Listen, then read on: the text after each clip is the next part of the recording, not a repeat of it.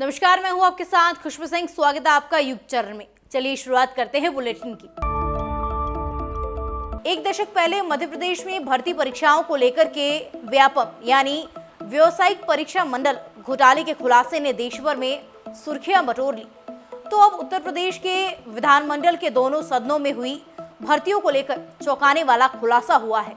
इस घोटाले की गंभीरता को देखते हुए इलाहाबाद हाईकोर्ट की लखनऊ बेंच ने स्वतः संज्ञान लेते हुए साल 2020-21 में विधानसभा और विधानसभा परिषद सचिवालय में हुई भर्तियों की सीबीआई जांच के आदेश दिए हैं। भाई भतीजावाद और भ्रष्टाचार की नई इबारत रचने वाले इस भर्ती घोटाले में विज्ञापन में घोषित पदों से अधिक भर्तियां कर ली गई। चहेतों को नौकरी देने के लिए गलत ढंग से अंकों में बदलाव किए गए। भर्ती परीक्षा कराने वाली एजेंसियों के निदेशकों के परिवार के सदस्य तक परीक्षा में पास हो गए।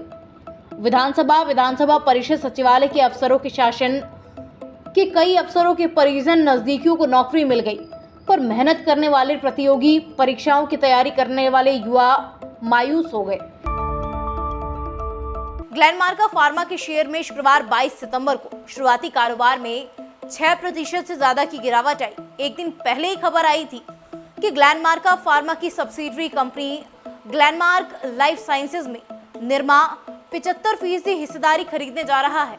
एक्सचेंज फाइलिंग में दी गई जानकारी के मुताबिक ये डील कुल 5,651 करोड़ रुपए में 615 रुपए शेयर के हिसाब से हुई है। ग्लेनमार्क फार्मा स्टॉक 828.5 के पिछले बंद के मुकाबले 815.95 पर खुला और 6.30% गिरकर 775.85 के स्तर पर आ गया।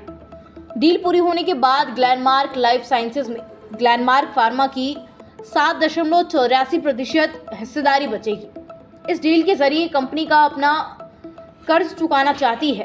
कंपनी के चेयरमैन ग्लेन सालदाहना ने कहा कि इसमें लॉन्ग टर्म टारगेट पूरे करने में मदद मिलेगी। निरमा के मैनेजिंग डायरेक्टर हिरेन पटेल ने कहा, निरमा 2006 से फार्मास्यूटिकल क्षेत्र में सक्रिय रूप से है। हम इस डील को लेकर उत्साहित हैं और मानते हैं कि हमारे फार्मास्यूटिकल बिजनेस को ग्रोथ के अगले फेज में ले जाने में मदद करेगी। निरमा ग्रुप की स्थापना डॉक्टर करसन भाई पटेल ने की थी। इसका मुख्यालय अहमदाबाद में है। ये इंडस्ट्रियल केमिकल्स, डिटर्जेंट, साबुन, सीमेंट सेक्टर और रियल एस्टेट डेवलपमेंट में मौजूद है।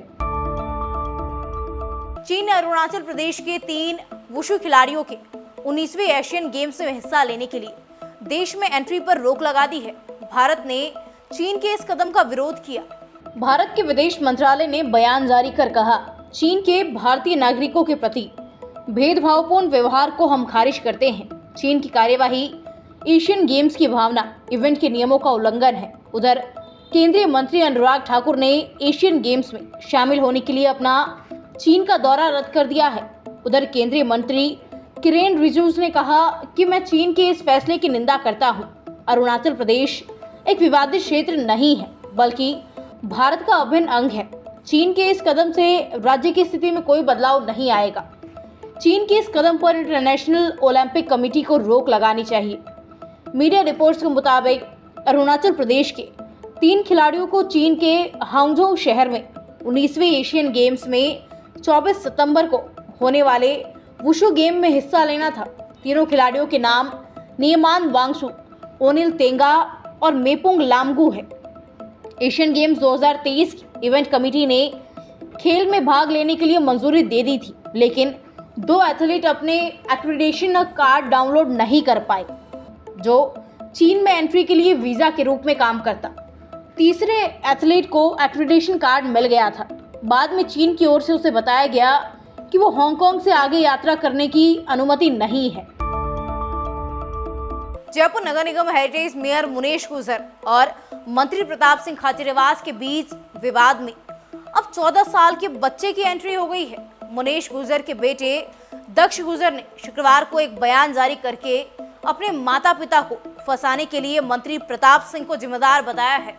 दक्ष ने कहा, मैं इस मुद्दे पर इतना दुखी था कि सुसाइड करने जा रहा था। इसके साथ ही दक्ष ने कहा, हमें डर लगता है, हमें सुरक्षा की जरूरत है। दक्ष ने कहा, प्रताप सिंह खाचरियावास लगातार मेरी मम्मी पर दबाव बना रहे थे कि वो मनोज मृदुल को अपने साथ गाड़ी में लेकर घुमाए। जहाँ जाए उनको साथ लेकर जाए। मेरी मम्मी ने मना कर दिया। वो कैरेक्टर की बहुत अच्छी इंसान है। दक्ष ने कहा, इस पूरे मामले में मेरे मम्मी पापा को प्रताप सिंह खाचरियावास, पार्षद मनोज मुदगल और सुधांशु ढिल्लों ने फंसाया है।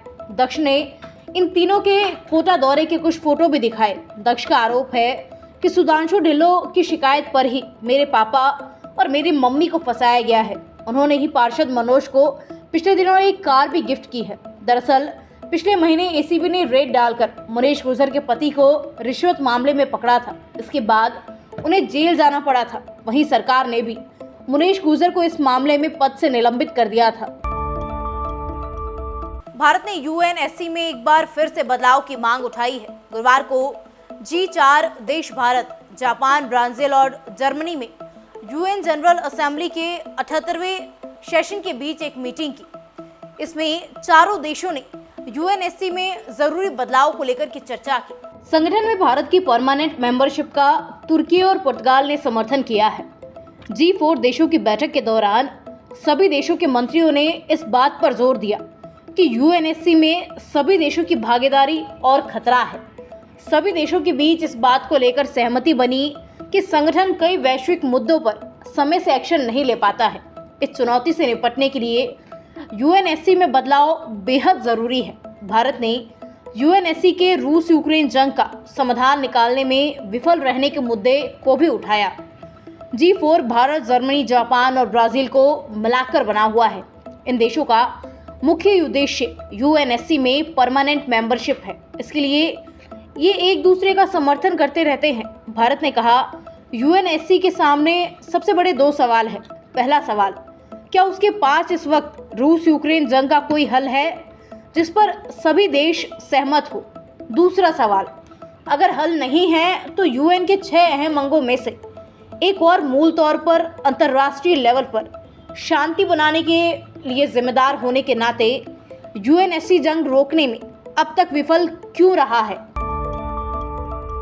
ऐसी तमाम खबरें देखने के लिए सब्सक्राइब कीजिए हमारे चैनल को और यूं ही बने रहिए युग चैनल पर।